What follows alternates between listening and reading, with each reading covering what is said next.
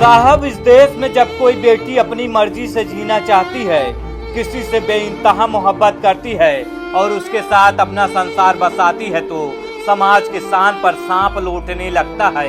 एक लड़की जो कुछ ही मिनट पहले परीक्षा केंद्र के भीतर बैठकर अपने और अपने पति के सुनहरे भविष्य की स्क्रिप्ट लिख रही थी, जो खाकी वर्दी पहनकर समाज की रक्षा करने का ख्वाब देख रही थी, उसे क्या पता था कि बाहर उसका अपना सगा भाई उसकी खुशियों का कसाई बनकर हाथ में तमंचा लिए खड़ा है। उसे क्या पता था कि जिस पति की लंबी उम्र के लिए उसने मन्नतें मांगी थी, उसकी लाश कुछ ही पलों में उसकी अपनी गोद में तड़प कर दम तोड़ देगी। जिस भाई ने अपनी बहन का सुहाग छीन लिया, ऐसे लोगों के साथ क्या होना चाहिए, कमेंट करके बताएं। उत्तर प्रदेश के सहारनपुर के रामपुर मनिहारन से एक ऐसी रूह कपा देने वाली वारदात सामने आई है जिसे सुनकर कलेजा कांप जाएगा।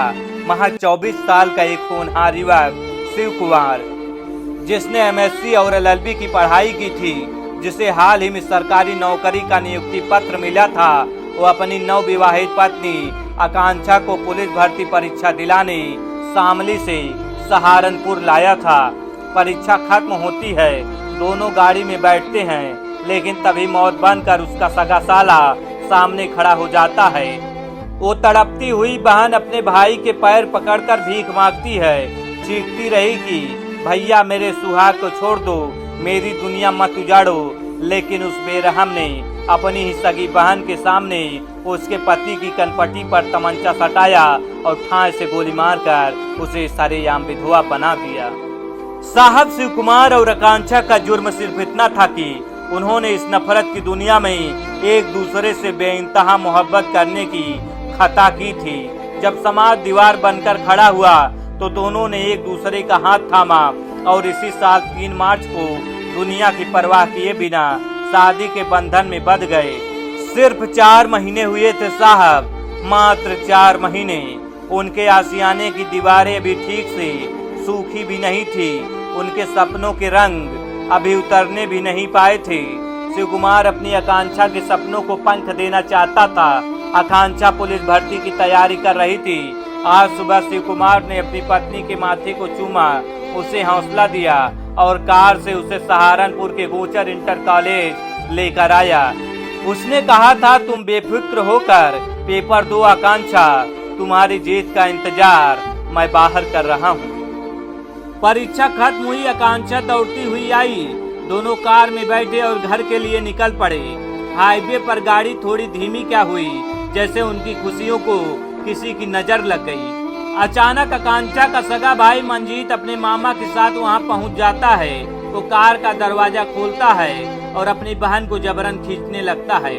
आकांक्षा रोने लगती है। वो शिव कुमार का हाथ कसकर पकड़ लेती है।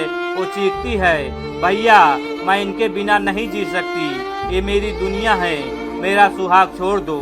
शिव कुमार अपनी पत्नी को बचाने के लिए आगे बढ़ता है। वो कहता है, मंजीत वो तुम्हारी बहन है, हम बहुत खुश हैं। और फिर उस जालिम भाई ने अपनी ही बहन की आंखों में छिपी बेइंतहा मोहब्बत को नहीं देखा।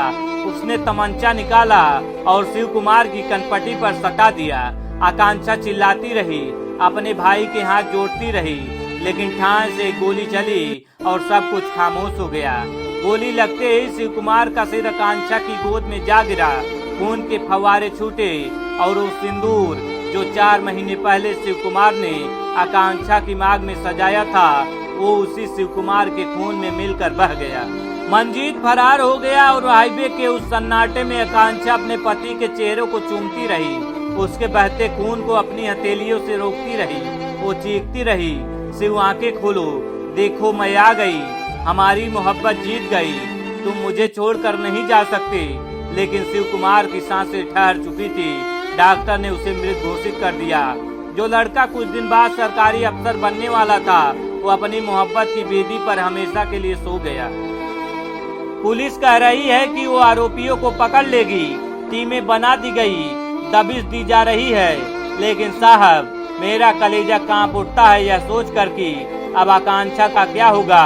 वो लड़की जो कल तक एक खुशहाल दुनिया के सपने देख रही थी, आज वो एक ही पल में अपनी ही आंखों के सामने विधवा बना दी गई।